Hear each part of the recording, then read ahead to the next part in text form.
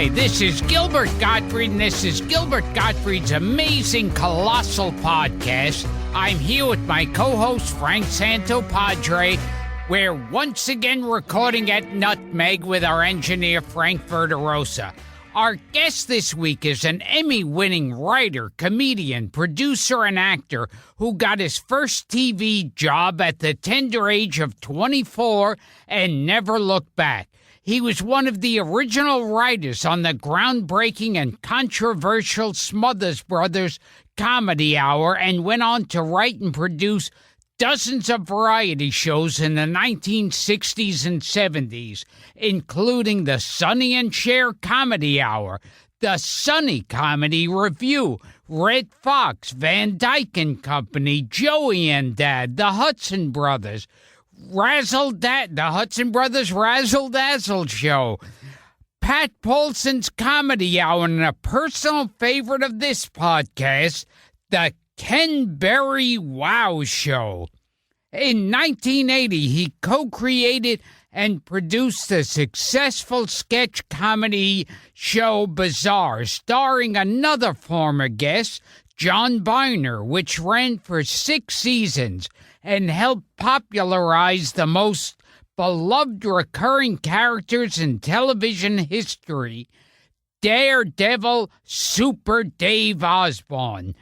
As an actor, you've seen him in movies like Modern Romance, Teddy Bear's Picnic, and Ocean's 13, and in dozens of TV shows, including Roseanne, Norm, Arrested Development, Anger Management, Comedy Bang Bang, and, of course, Larry Davis' frequent antagonist, Marty Funkhauser, on HBO's long-running series Curb Your Enthusiasm. Please welcome a man responsible for some of the best comedy of the last 50 years and one of the funniest human beings on the planet, Officer Judy himself, Bob Einstein. What an introduction! I know, that was phenomenal. I mean that. That was just a God, it gave me shit chills. And you know, I know is that your sidekick or your producer? No, who is that sitting next to you? I'm both, Bob. I'm both of those things. Because you had nothing to do with that.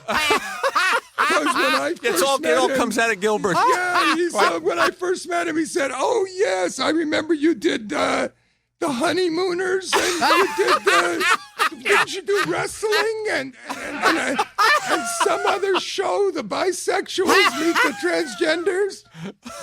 He didn't know shit. And he was reading off a piece of paper. It's all Gilbert, Bob. He does know. Well, Gilbert was brilliant, but you do no work. You do no work at all. You come in, you took your coat off, and read some fucking thing that I guess you had a year ago. I got a question. Let's see if I can redeem myself through the hour, Bob. All right, I hope you can. But here's a quick question, and I'll shut up. Okay. You know, Gilbert, your wife must say to you, would you give me your co-host name again? Frank. I forgot. Yes. It's like 7 different names. What is it again? What is it? Sam, Louie, Bill, Carly, and Diamond. I love that I'm getting roasted by Bob What is Einstein. What is his name? What should I call him? Frank. Yeah. Okay, Frank. I won't talk to you again, so it doesn't That's matter. fine. No, listen. I'm used to it. My Gilbert, your wife says to you sometimes, "Hey, Gilbert, honey, don't talk with your mouth so full because you're getting a little bit on your jacket, okay?" No, like we all do. We all have shit we do we don't know, and there's something on my lip and all that shit. What do you think, and how many times has Anthony Weiner's wife told him, "Sweetheart, don't take a picture of your cock and send it to this woman anymore because I'm representing Hillary Clinton, okay? So send it to me. And above all, when we're in the middle of this fucking campaign, don't send a picture of your cock with our baby next to you, okay, sweetheart?" Oh, God. What the fuck is that? What kind of a sickness is that? And do you know he sent one time and he cut his head off so you wouldn't know who it was, as if we wouldn't know who it was. Right. But Right. right behind him is a picture of he and some congressman. Right next to his cock. Oh, God. You know, he ran, after all this shit happened, he ran for mayor of New York Yeah, oh, and yeah. was leading. He was leading and sent a cock photo out right in the middle of the election. Did you see the documentary about him, Bob? It was fascinating. Yeah, no, it wasn't. It was boring compared to what he really does. Yes, that's true. I mean, he's the sickest. He's just, it's. Also, here's another thing. I heard today Hillary Clinton had to give in her physical the results of her mammogram. I've never heard that in a candidate. And why doesn't Trump give his? His tits are twice the size.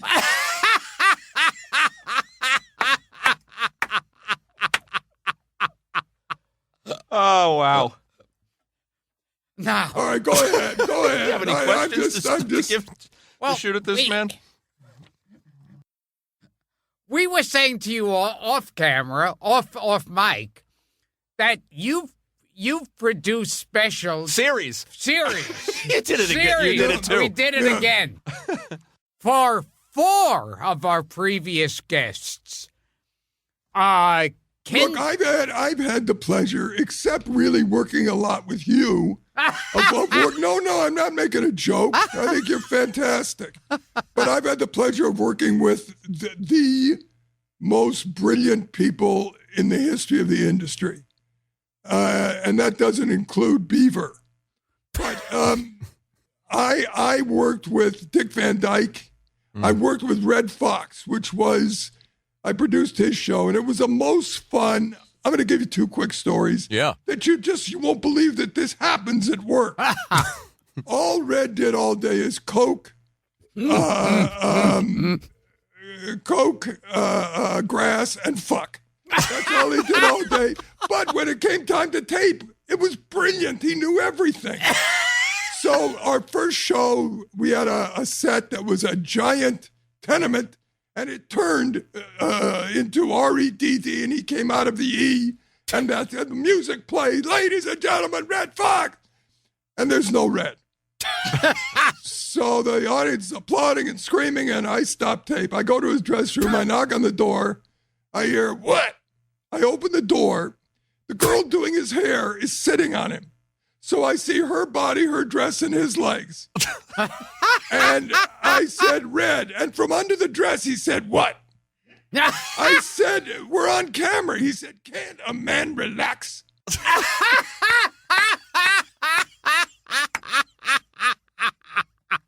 Then another time I said to him, hey, we only did 20 minutes for the audience. Could you give him a couple of jokes? He said, yeah. Now, when he said yeah to me, I was gone. Because I was going to get punished for asking that. He comes out, he grabs the mic, he said, how you doing? And the audience goes crazy. He said, how many of you people wash your assholes this evening? I said, give me your mic. No. Let me tell a couple of jokes. He said, they got all kind of flavored douches on the market. Strawberry, persimmon, raspberry. I told my wife about it. She came back with tuna. How's that, Bob? I said, that's great. Thanks, Red. Thanks a million. When you first met with him, Bob, isn't there a story about him disappearing behind a bookshelf? Yes, how do you know that? Well? Yes, Fred Silverman asked us.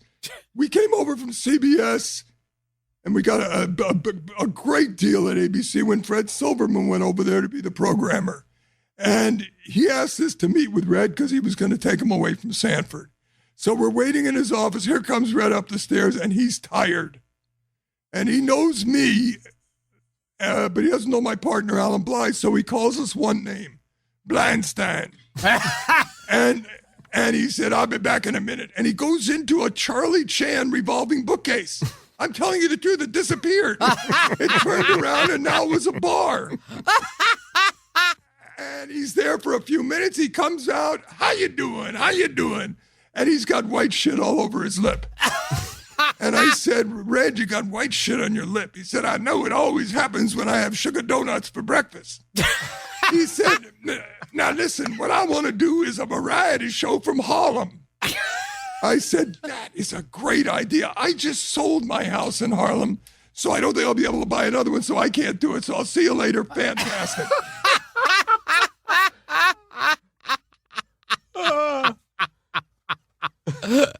We got hours. We got hours of stories.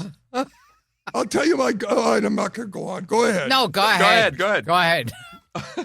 Okay. Well, I've got my first Super Dave show. We had done 6 years of Bizarre, and they gave us a Super Dave show after that.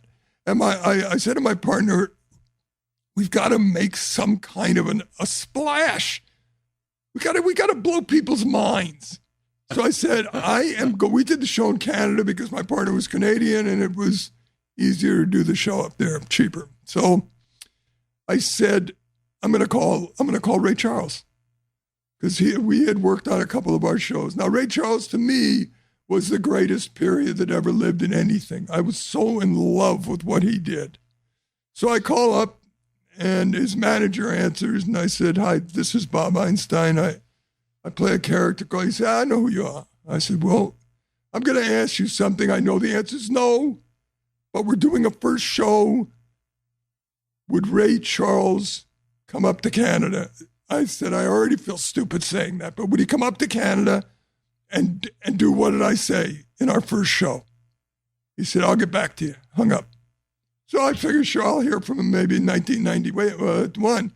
He calls back the next day. He said, he'll do it on one condition. I said, what? That you put him in a stunt. And I'm going, no, I'm not hearing this. No, this is a dream. I can't be hearing this. So he did a stunt every year on my first show. He was in my movie. It was, you live a life in those days. You work with people that are beyond belief talented and just, it was so much fun to work in that era of television. First of all, there were only 3 networks. There weren't 6. No one was talking on podcasts. Right. If you talk on podcasts, no one was listening because it wasn't such a thing. 3 networks, that's all you had. And you either made it or you didn't. So it was fabulous. And variety shows in those days were so great.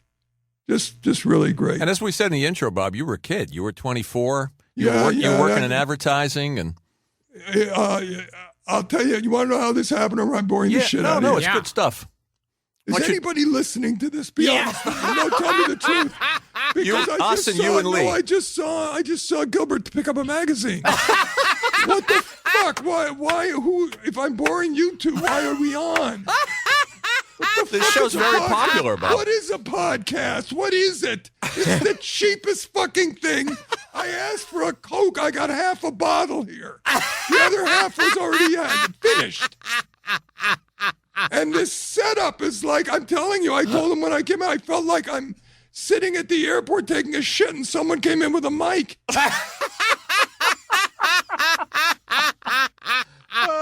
All right, where was I? Where the fuck was I? You were working at an ad agency and Bob Arbogast. Yes. God damn it.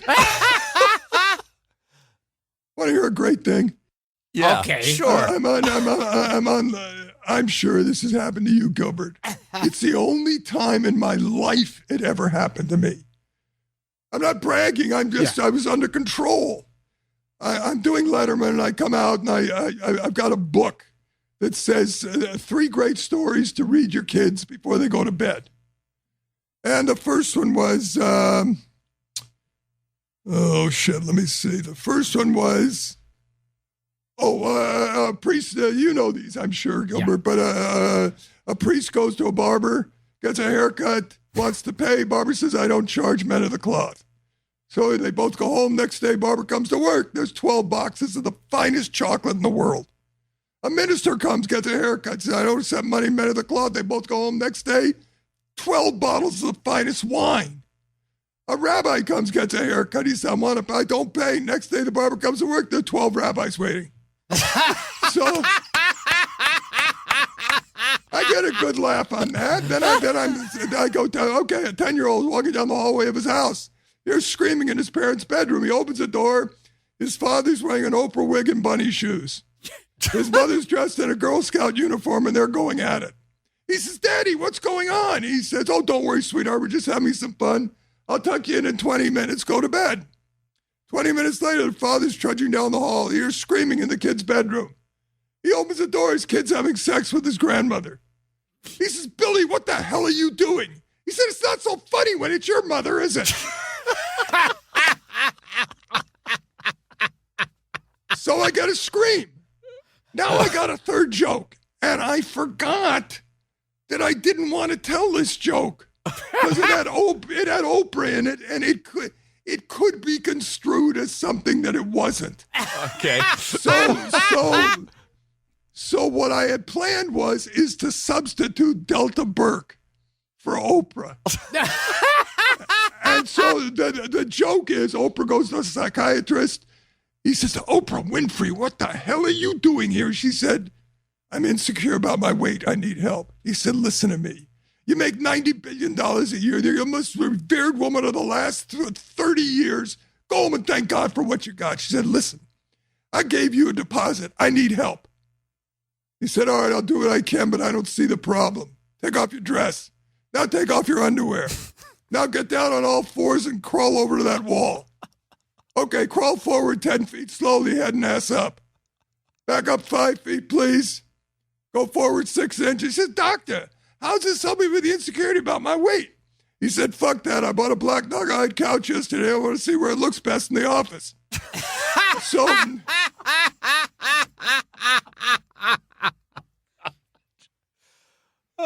in substituting Delta Burke, I did Delta Burke, but when I got to the punchline, I said black naga-hide couch. Oh, gosh. Because I forgot, and it was silence. Letterman looked at me like I was out of a mental institution. All right, where was I? I'm sorry, I got off the track there. I did know. I think I've told 2 of those jokes on this You have? podcast. I think Bel, You yeah. have on the podcast? Yeah. All right, well, cut him out. Hey, Frank, Belzer cut him tells out. the Oprah joke about Al Roker. Yeah. I've told the Oprah joke on here. Yeah. Yeah. All right, He all told it right, to well, Weird Al. Cut it out. Cut it out then. No, it's good. Frank. It's just as good. It What's his was name? great. You get it's like hearing a classic song by It different really singers. is. It really is. Speaking of Zoftig women, was there a Kate Smith story, Bob? How do you know that? For people out there who How don't the know Kate fuck Smith, do you know that? How the fuck would you know that?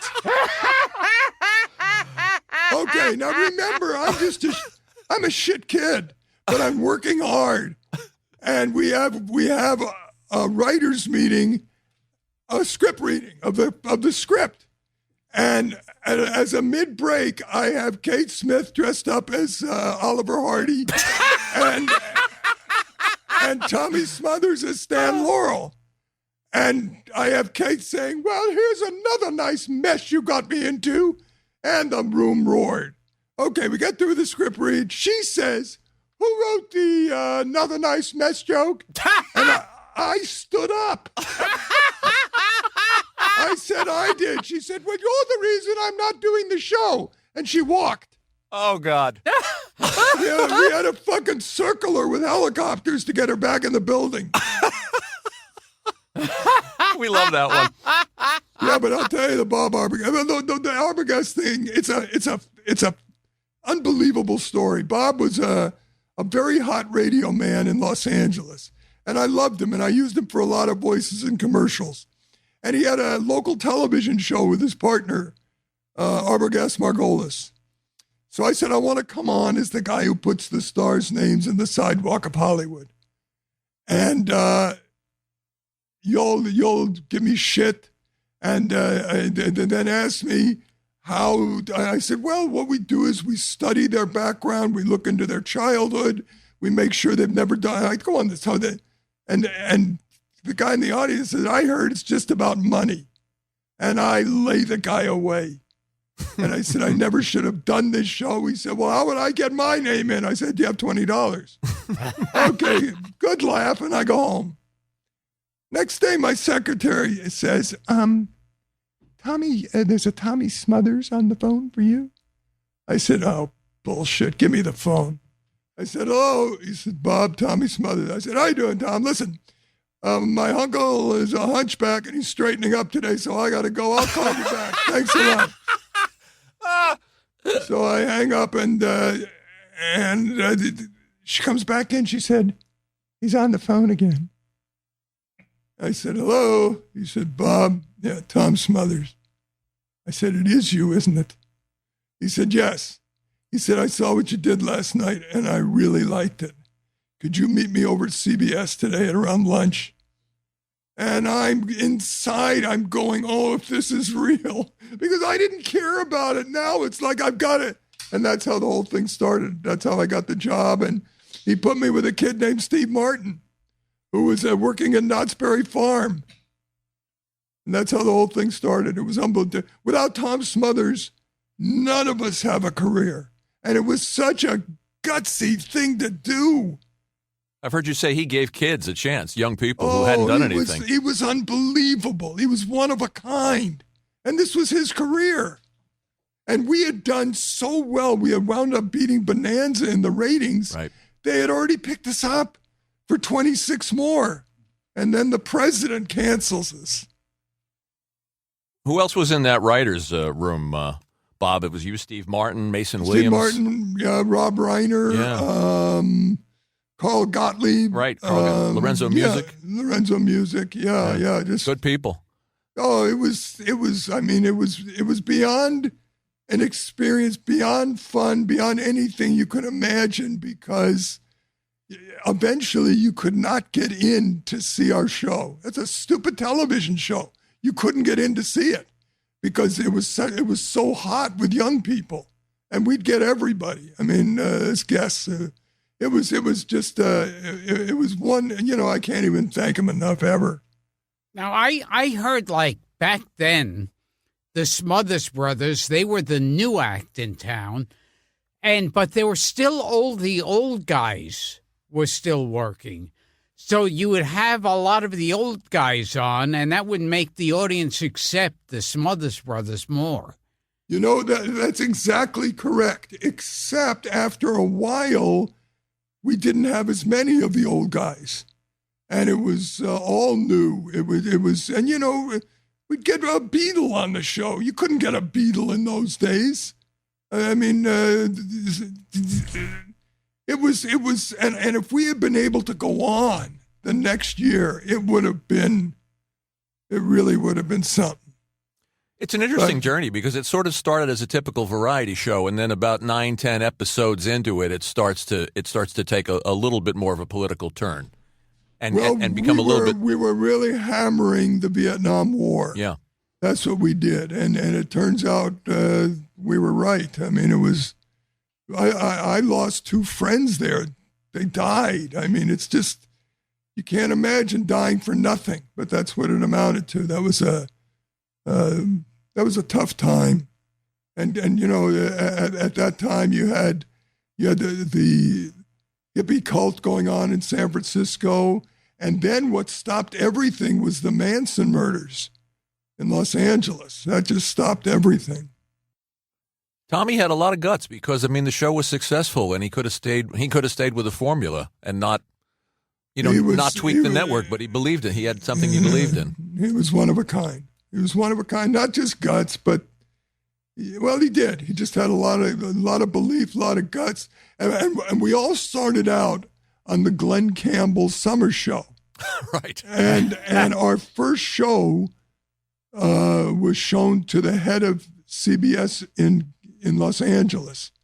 And he wrote a letter that you cannot believe to Tommy, beating him up, saying, how can you put your hands put your show in the hands of children? This is the worst constructed, worst written, worst piece that we saw. And then the show went on the air, got unbelievable reviews, unbelievable ratings, and he came in and apologized. This guy came in and apologized to us stupid kids. It was like we were picking our nose and trying to get our underpants out of our ass, and he's going, gentlemen, I'm sorry. It was it's wild. It was wild. Great guests. I I worked a lot with Richard Pryor and name it. Here's a question of a story I heard, and I'd like to know if you know anything. I heard that a few years ago, Bill Cosby punched out Tommy Smothers. Many years ago. Yes. It was when we were doing the show. And Tommy said a few things, and it was at the Playboy Club. Incidentally, this is an announcement. Hugh Hefner is finally old enough to wear a robe.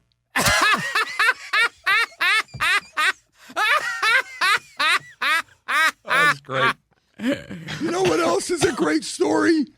Zsa Zsa is still alive, they say. Because, they say. Because the guy she lives with, Count von Cockfuck, cannot stay in the house if she dies. So she lays on a pillow, her legs are amputated, half her arms are gone. She looks like second base. They should have given her to Ricky Henderson when he broke the record.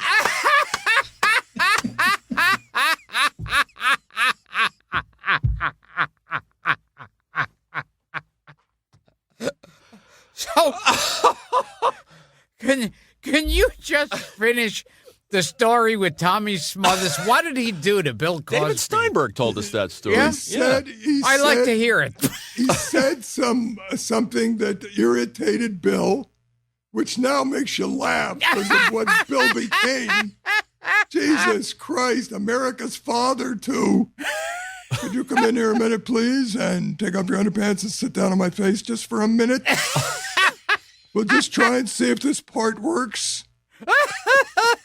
You might have this part in the Brady Bunch. Just sit on my face, please. And now rock back and forth. All right. Can you hear me, or are the drugs working? Okay. Thank you very much. You won't see me in the morning, but when you wake up, you're going to be a little sore. You might have trouble walking. Thank you. Anyway, he punched Tommy right in the head. Tell Bob the thing about when you worked on the Cosby Show and they told you there were certain days that he wasn't there. The reason that he gave. Oh, yes. He'll find this interesting. I did an episode of the Cosby Show, and I was talking to like one of the writers or something, and they said that Cosby had like an hour a day set aside that was to teach comedy to Asian models. That's the funniest thing I've ever heard in my life. That's the funniest fucking thing I've ever heard. If you can name, and I can name Keith Moon before I can name an Asian funny model. Pat Morita? Who the fuck is a funny Asian model? They must have said, I don't understand what you are saying. Sit on my face, you stupid. That's all. That's how you make people laugh. Sit on my face. I feel very drugged. I don't know where I am. Now that's funny. Hurry up. I only have 40 more minutes. Teaching comedy to Asian models. That is just so funny. Thought you'd appreciate it. Oh, God. Wouldn't you love to see an Asian version of the Three Stooges?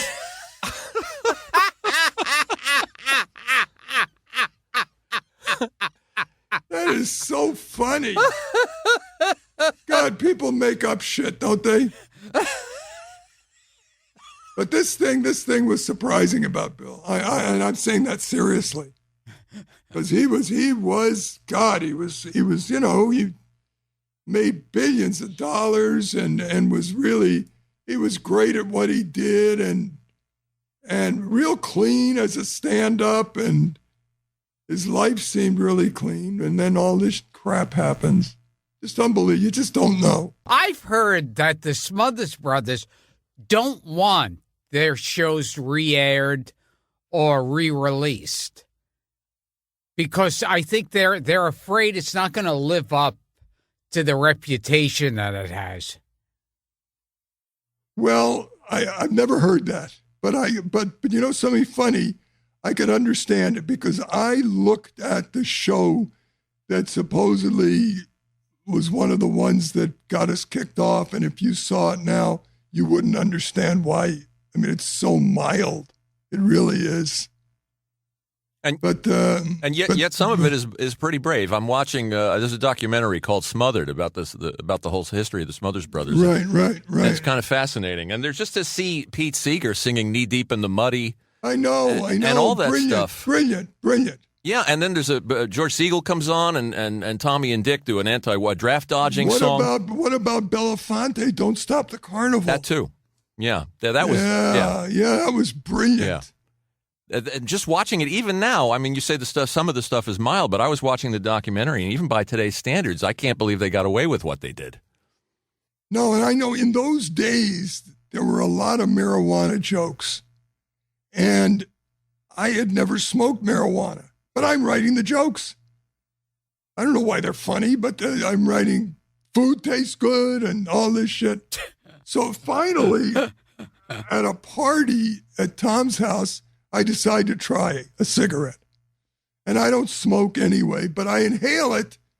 And I finally say, what is the big deal?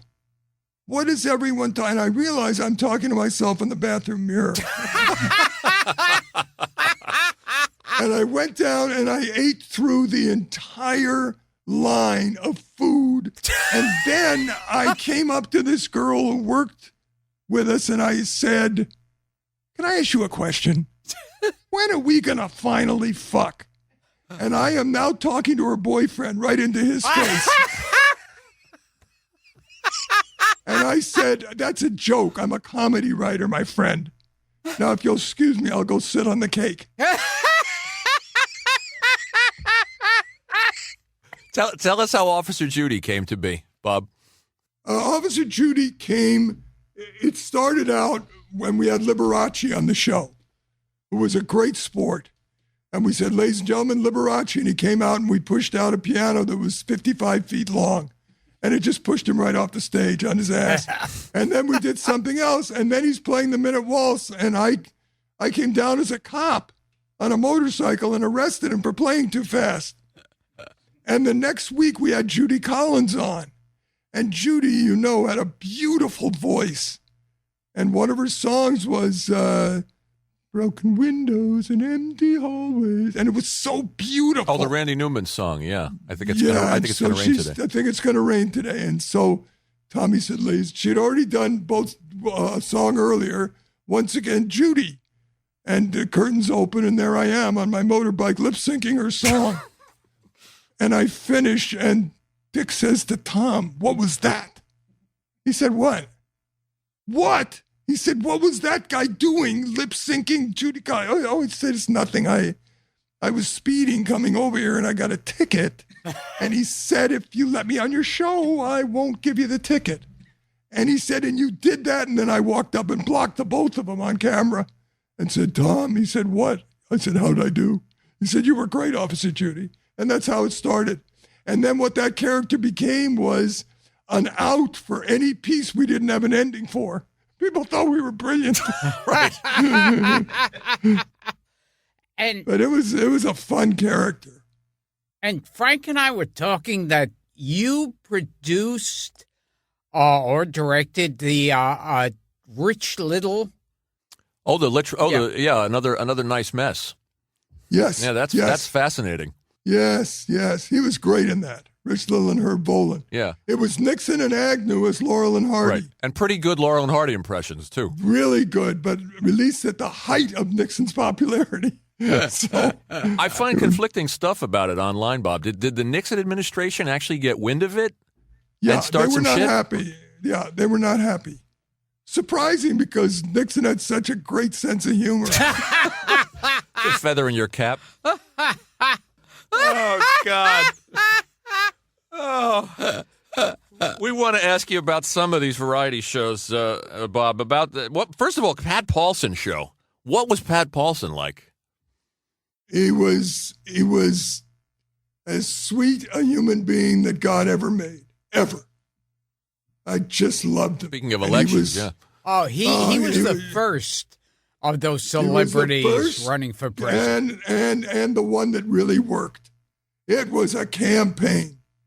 And Pat, what's really funny is we discovered Pat after years of failing. So he would have a rejoinder after every joke that got a laugh. In other words, we'd write a great joke or he'd tell a great joke. The audience would go crazy and would go, but seriously. But I really mean it. But I loved him. He was one of a kind. He was the greatest guy. And did you write those David Steinberg? No. The sermons. No, those were David's. Yeah. Yeah, we had David on the show. Great guy. Okay, we'll bring up a name that's been brought up on this show a few times. Go ahead. Billy Barty. Okay, you have no idea. I mean, it sounds like I loved everyone, but let me tell you what he did. On Van Dyke and Company, at the end of one of the shows, Dick is saying goodnight, and it starts to rain. And Dick says, I got to hurry and Billy Barty comes out as a show umpire and calls the show. Said, it's not an official show. It will not air. It's too. I come out as a show manager, and I get into an argument with Billy. Now, Billy's not that tall, and I'm 6'4", and we're screaming at each other, and he's yelling at my balls. and he throws Dick and I out of the show. We're out of the show. Now, the ending of the show is water pouring on Billy, and the credits are rolling. The asshole who decided to fix the water attached the hose to the hot nozzle. So Billy Barty is getting a steam bath. It's 180 degrees, but he will not leave the stage. That's what a trooper that guy was. That's good. And a name that also popped up on this show. Wait a minute. I'm gonna hold your thought because I'm going to tell you a great one. Okay. I had a special effects guy in Canada that wore a white doctor smock and was the worst special effects person I'd ever seen. But we had to use some people so I'm doing a piece where I'm getting enough land to complete my golf course. I only had 17 holes on the Super Dave golf course. Finally got enough land to have the 18th hole. It was a par 3. I shoot. I'm getting ready to putt, and I say to Fuji, why was it so difficult to get this land? He said, sacred Indian burial ground. And he was one of the Asian men that Cosby taught to be funny.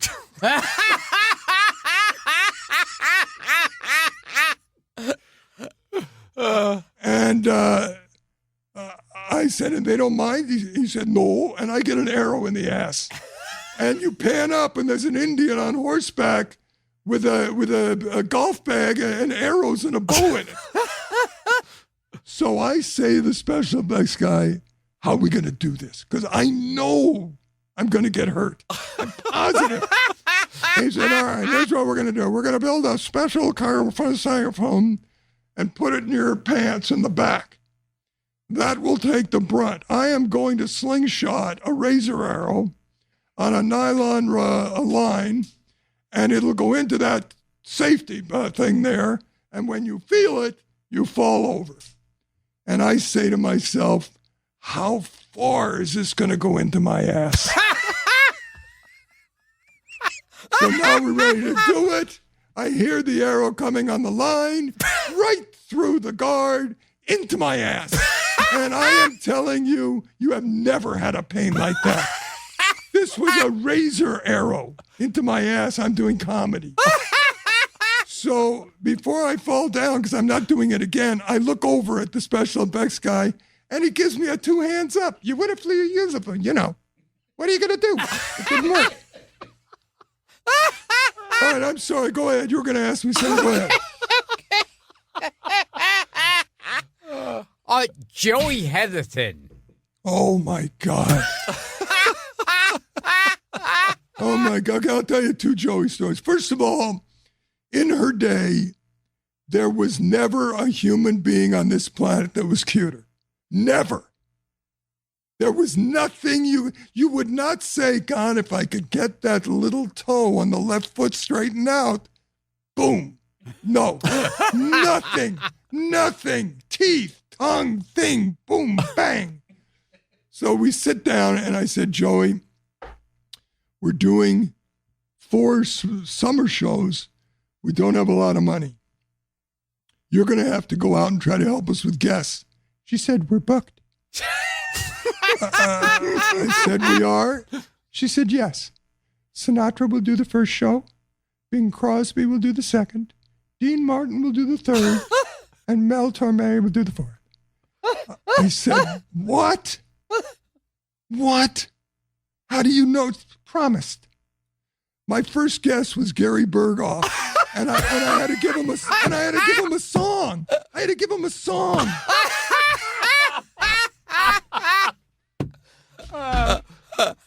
That's what I'll tell you another one. We're rehearsing, okay? Yeah.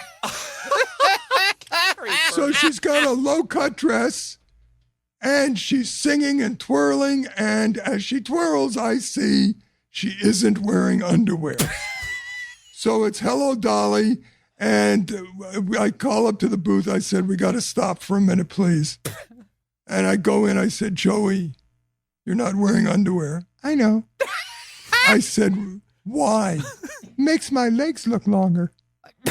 I said, yes, it does. Yes, it does. I said, I could see all the way up to your father, who's the co-host. Anyway, that was fun. She was just, God, was she attractive. And we did Lola Falana. Adorable. Yeah, tell us about Lola. Just fabulous. Woof. you know, but Lola was hip, and Lola, she could dance and sing, and we had Cosby on that show. Oh, yeah. And thank God I had no Asian models who wanted to be comics. Who else you got on that list, Gil? Okay. Oh, well, of course, a favorite of ours, Henny Youngman. Yes, Henny was hysterical, but not totally easy to. No. Okay, I'll go on. Here's a great story. On the Smothers, we're doing a Robin Hood sketch, and Sid Caesar's the guest. One of the funniest men in the history of the planet. And Sid says, we gave him a rubber axe. He said, I need a real one. I said, no. I said, I'll tell you why no. Because we need you to do 2 other sketches after this. And if I give you a real axe, there's going to be a problem. You're going to cut someone's head off, or you're going to hurt yourself or something. He said, we can't do it. I won't do the sketch. Get him an axe. 20 minutes later, I'm driving. He's in the back seat with an axe embedded in his thigh. I'm telling you the truth. We go into the emergency hospital. He's dressed like Lord Little John Cockfuck, and he's got an axe embedded in his thigh. Where was I? I got off the subject. Where was I? Well, I was Henny Youngman. Oh, yeah. Henny was always, he was fabulous. He was funny, but it was hard to get Henny to do other things rather than just the jokes. Look at him. He's taking notes. Frank is now taking notes like he's surprised. Look at him. You can't see him, but he went over and he wrote down. Henny didn't like to take notes. Oh, God. That surprises me.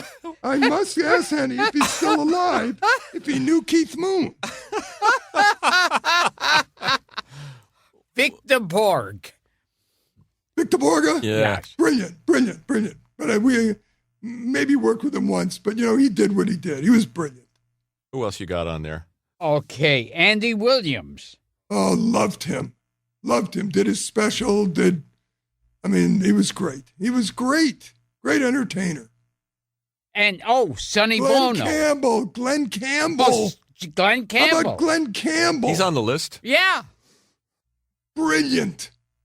He was the great. You could tell him 2 minutes before air, change the opening song. Done. He didn't care. He was the most brilliant guitar singer. Brilliant, great comic. He was fantastic. Greatest. Go ahead. I'm sorry. And you must have worked with George Burns and Jack Benny. Yes. You know what's funny about that? They were old then. And they weren't even that old. Right, in the 60s, yeah. They were just old. And they were, they're too brilliant to even talk about. What do you remember? You mentioned Sonny Bono. Yeah. Yes. I did Sonny and Cher. And I loved him. I just loved him. He was just so fabulous, honestly. And here's a funny thing.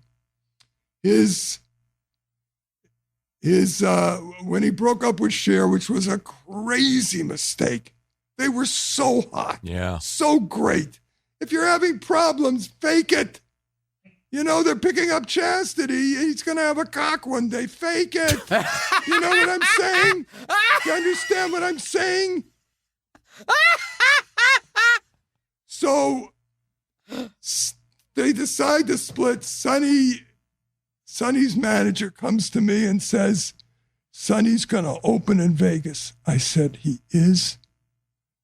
He says, yes. He said, and you're the only one he trusts. Will you come and see us act? So I come, and it's an empty room like this is, and he does his act. And he finishes, and his manager says to me, what'd you think? I said, here's my advice. Not only don't open, don't drive down Las Vegas Boulevard, don't drive toward Nevada, don't even think about that area of the country. Stay away from ever going on a stage by yourself. I went on and on and on. His manager said, what the fuck does he know? After getting me there. But Sonny and I remained close till he had that horrible ending. But he wound up being mayor of Palm Springs, and he was fabulous. I love that repertory company too. The Ted Ziegler and Murray Langston and Freeman King and all those guys. Billy Van. Boy, how do you know those people? I'm old enough to remember all of them, Bob. No, you don't remember them. Sure. You got them right in front of your face. No. Here. No, you don't. You don't know names like that. Sure, I do. No, you That's don't. what we do on this show. Listen, if you were on a docket and I was Judge Judy, your ass would be thrown through that window right now. I could pick Freeman King out of a crowd. It's raining shit all over your shirt. No, go ahead. Well, who couldn't pick Freeman King out of a crowd? That's the one, officer. Are you sure? Well, it looked like him. Oh, God. Now, what was your opinion on Cher? Brilliant. Just, phenomenal. She and the people loved the fact that they were married. And she just shit all over him. And he was really cute, I mean, it was a shame. It's like the Smothers Brothers. The Smothers Brothers owned the Glenn Campbell Show and an Hour Summer Replacement. The Smothers Brothers Show and an Hour Summer Replacement. That's 4 hours on network. That's a lot of money one day that the Nixon took away from him. And Sonny and Cher just threw millions. I mean, not that they need it, but it was stupid. So after they split, you went and did the Sonny Comedy Review. Yes. You stayed with Sonny. Yes. And I'm still waiting for the review. I remember that. She stayed with CBS and he went to ABC. Why don't you shut the fuck up? Why don't you just stop talking about the Sonny Comedy Review? It's not my fault. It's a bad memory? Yeah, no, this wasn't that great, okay? It wasn't my fault, all right? What do you remember about doing the Joey Christ, Bishop don't show put in me in '69? I didn't do it, but you know what? I had I got to do Carson I don't know how many times. You know what that was like in those days? To do Johnny Carson? Fuck. How did you come? Listen to this. I'm taking a break and I'm playing golf. And I had a secretary that was a dingbat. A fucking dingbat. And she calls me up. Hi. I said, hi. I said, any messages? The Tonight Show called. And what do they want? Johnny wanted to know if you could do it tonight. And what did you say? No.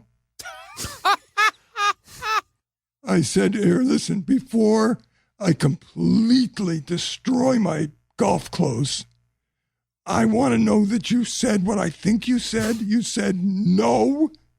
Yes, I knew you couldn't rush and you're playing golf and you couldn't rush over there and do it. I said, Johnny Carson. Johnny Carson, the Tonight Show asked if I could do the show. Yes.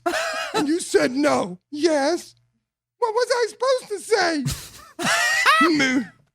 Maybe I'll ask him. Maybe yes, he can.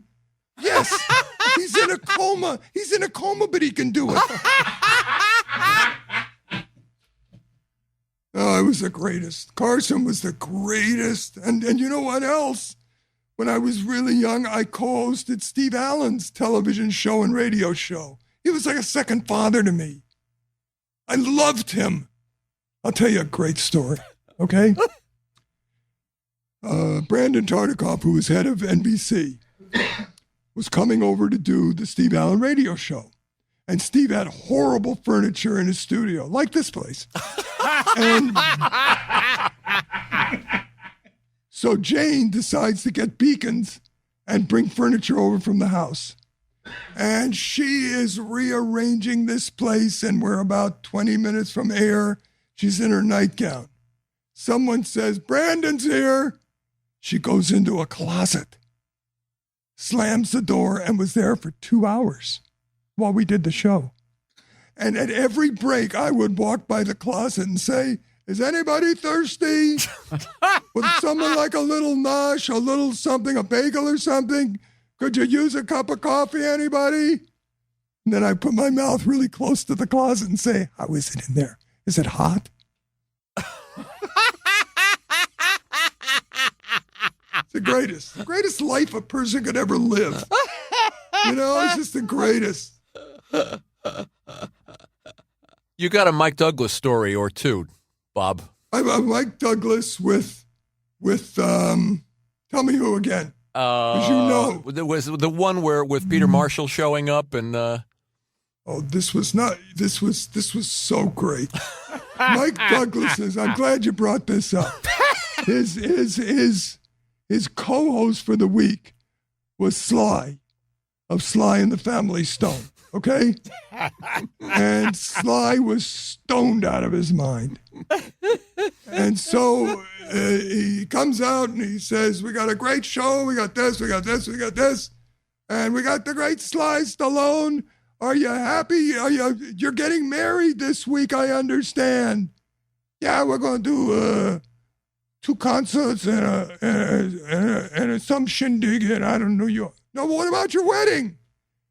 Well, I don't know if we're going with Friday night or we're going to play Friday night. Okay, let's go to commercial. They sit down. He said, my first guest is the great host of Hollywood Squares, Peter Marshall. Peter, come on out here. Peter comes out. Great guy. Sits down. He says, I understand you're taking Hollywood Squares to Vegas. He said, yes. He said, is it going to be the same show or are you going to do some shenanigans? He says, no. When you got a hit, you keep it there. You call a spade a spade. And Sly turns to Peter Marshall and says, this is on television. I'm going to get you. And they go to commercial. They come back. Sly is still staring at Peter. And Mike Douglas says, ladies and gentlemen, it's my pleasure to introduce this man because you can't say this about many people or about anyone. He's the star of Ringling Brothers Circus. He is known as the smallest man in the world, Mishu the Midget. Mishu comes out, and he is the smallest man in the world.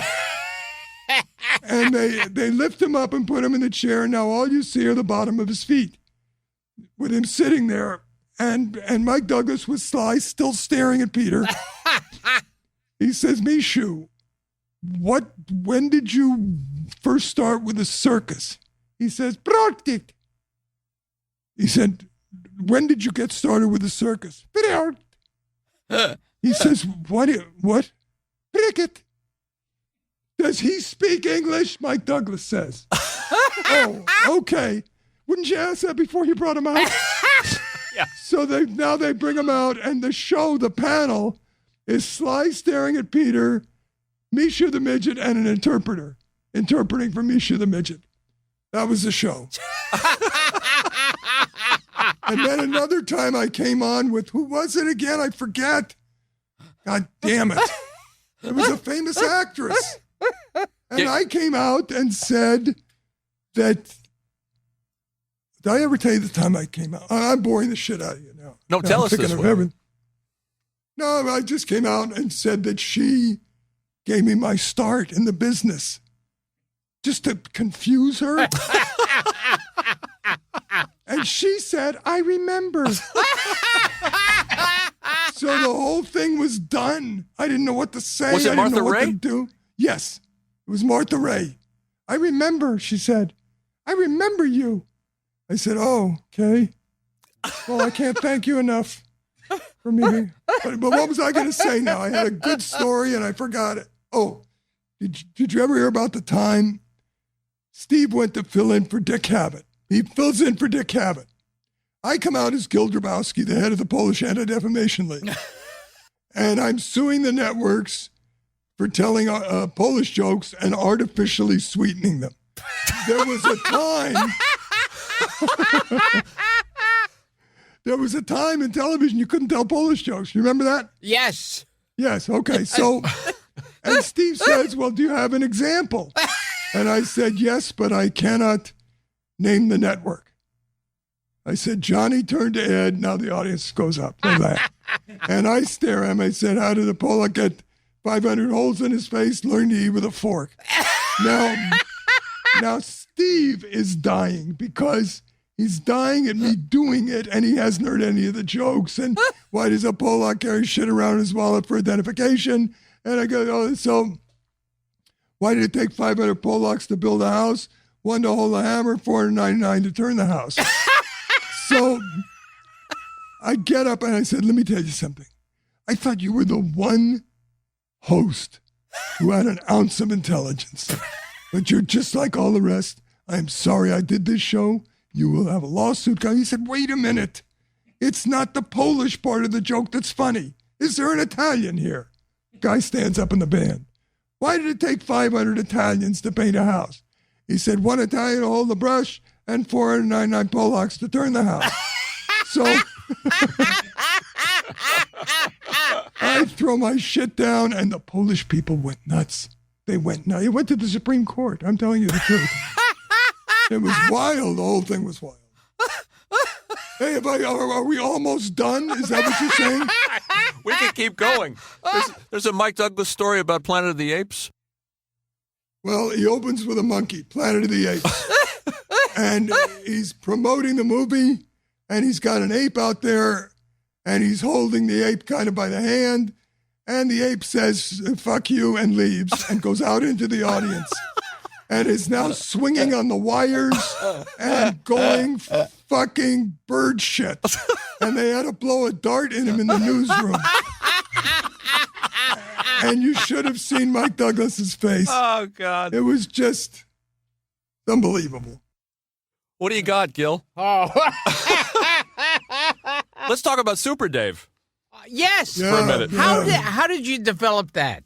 Well, I did it first on Van Dyke and Company, just as a break in the show. And I went to Magic Mountain. And I was a daredevil. And I was going to do something never before done. I was going to ride the new roller coaster without being belted in. And in the cars were nuns and kids and everything. And we do it and come around, and I fainted. And everyone else having the time of their fucking life. So that's the way it started. Then it went on from there. The great thing is I was able to take the character on all the talk shows.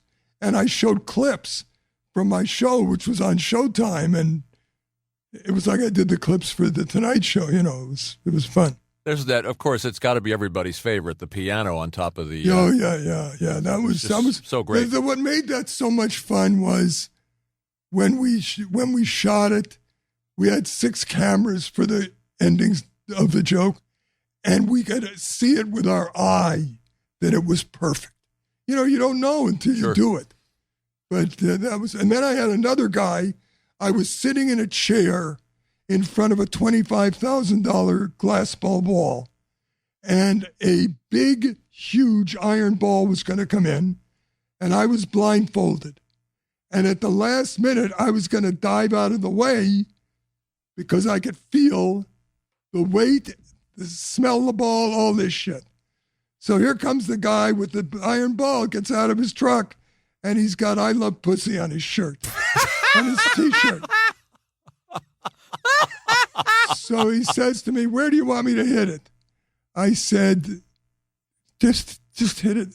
Right knee, left knee, nostril. What do you want? I said, hit it right in my face then. It's done. Ball comes in, misses me totally, and knocks the wall down, which meant another $25,000 to build another wall and another day of shooting. Oh, shit. And so you're screaming at a guy with "I love pussy" on his shirt.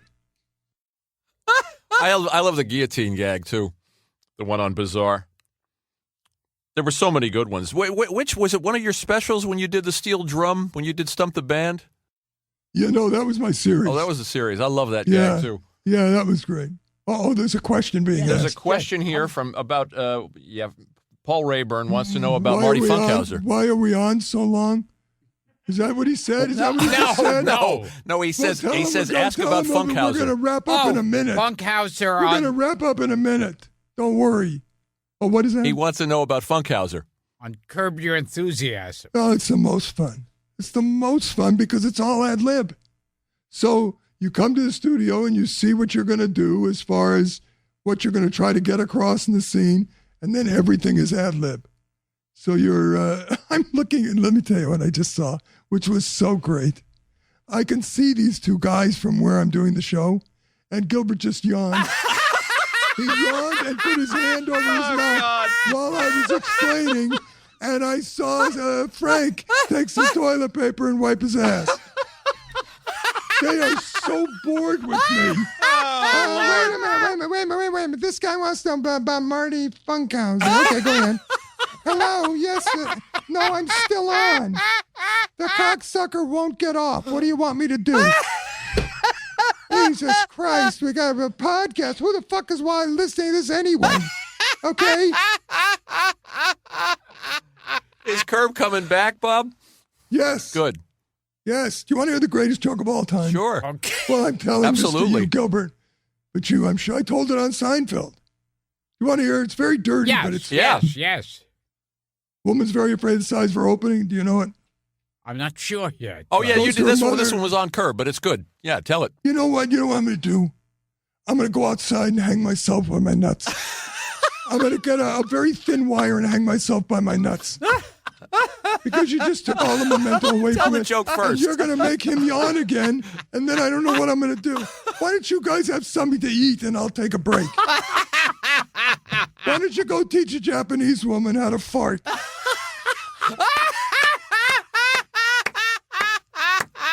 The Cosby callback. No, tell that joke. It's wonderful. And you know what's great? That I just realized is my manager is sitting here, and I said to him, what do they pay for this? He said, nothing. And I never had that said to me before. Look at him. He's looking. I'm trying to concentrate, and this guy's looking off to the side going, I'll get him off. I'll get him off. We'll end with this joke. I don't want to be here either. Jesus Christ almighty, a podcast. Okay, go ahead. You want me to tell her? Yes. A woman's very afraid of the size of her opening. She goes to her mother, what am I going to do? I'm so big down there. When I marry Harry, he's going to divorce me. She says, don't worry, sweetheart. Do what I did when I married your father. It runs in the family. Go to the market, get some raw liver, put it in there. He'll never know the difference. She does. They get married. They have 8 hours of sex. She wakes up in the morning. He's gone. There's a note on her pillow. My darling Harriet, to think that I waited a year to consummate our love relationship makes my heart beat so loud I'm surprised it didn't wake you up. The only reason I didn't wake you up, my darling, is the sun was shining through the window on your face, and you were like the pot of gold at the end of my love rainbow. The only reason I'm not here now, darling, is I'm at work to make enough money to buy you a house, a picket fence. We'll have dogs and children. When the 5 o'clock dinner bell rings, I'll be home like the winged gossamer of love in your arms, your loving husband, Harry. P.S. Your cunt is in the sink.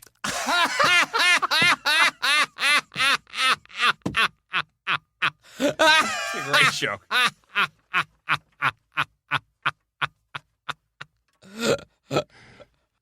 Well, Yeah. Okay. I think we're out of questions, I Bob. think so. Well, that hour and 15 minutes went, what the, Jesus Went fast. Christ. I talked for an hour and 15 minutes. You guys yawned. You kept saying, oh, yeah. Tell us, I don't want to interrupt. but tell us about your pop before you go. Your dad was the great Harry Einstein. Dad, yeah, and he died at a Lucille Ball Desi Arnaz roast. And he just killed the audience, sat down and died at 54 at the Beverly Hilton. And it destroyed my life for a long time. And I heard about it on the radio in the morning. So, and you know, in those days, when you're 14, none of the other kids had experienced that. And especially someone famous, where it was a headline of a paper, and he was so young. And so that was a tough one. What a great way to end the show. Just, you know what they say, always leave them laughing. That's just a great thing. I was going to just talk about your mom and dad and a showbiz family, but why don't we end it with Bruce Jenner? I heard a story that I really liked because somebody said to you about your father. He said something like, "Well, isn't it great that he died doing something he loved?" And you said something to him. I can't remember what it was, but it couldn't have been very good. Okay, I remember. I read this that you said to him after he said your father died doing what he loved, that you said, "What does your mother do?" And he goes, "She's a housewife." I did say this. Okay, go ahead. Tell that. And I said, you know what? I hope she dies cooking scrambled eggs. And I hope she dies washing the dishes today. Because then she dies doing something she loves. And I said, what a stupid fucking thing to say. And it was pretty close to him dying. I'll tell you something else. At the funeral, Milton Berle and George Jessel gave eulogies, and they tried to be funny. And that hurt me so much that I could never do a eulogy for a friend of mine. It was almost impossible because I couldn't believe it. I couldn't believe they were trying to get laughs, you know? Another great way to end the show. I got a fucking million of them. No, really. Let me tell you when my dog got hit by a car. It's fucking hysterical.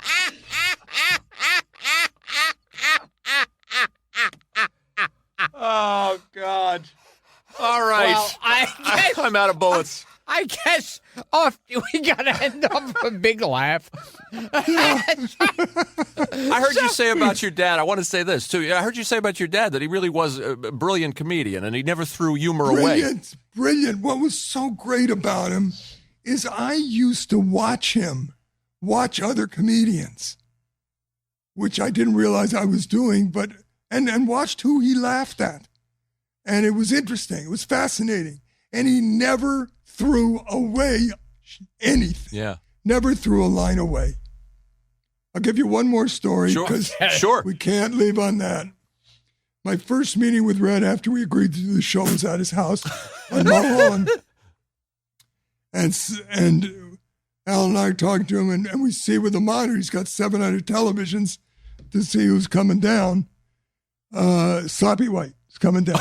Now, outside, Red has 5 dogs that are half dogs, half human. They're the biggest fucking dogs I've ever seen. And you can't see what kind of a breed they are because they're wearing tennis shoes and they're fucking hungry. And they're all over the yard. So Red said, Sloppy, how you doing? He said, listen, I'm meeting with Einstein here. I want you to go down to the pool house. I'll meet you in a minute. He said, what about your dog? He said, how long have I known you? 50 fucking years? My dog's ever touched you? He said, no. He said, well, get the fuck to the pool house. And we watched, like on Cinerama Dome, these dogs chase Slappy's wife all over the yard into the pool with his clothes on. And all Red said was, God damn, they did go after him. And then we went back to a meeting. And Slappy's in the pool with his clothes on. Oh, that's great. All I need is one promise. Don't ever invite me back. And I'm serious about that, please. Please, I'm fucking worn out. And when I'm walking down the stairs with Lee, my manager, I'm going to say again, what did I get for that, seriously? And he's going to say nothing. Nothing. I'm Gilbert Gottfried, and this has been Gilbert Gottfried's amazing Colossal podcast with my co-host Frank Santo. Funniest show we ever did. That's so funny. It's so funny signing off. You've been asleep the last 40 minutes, and Frank just poked you in the balls, and you're saying, oh, this is Gilbert Gottfried, and I just want to thank my guest. Who was my guest? Who was my guest? Oh, yeah. Thank him, and thanks for all the stories. We've been either talking to or just sitting here listening to Bob Einstein, ladies and gentlemen. Thank Bob you. Einstein. And thanks, Lee Kernis.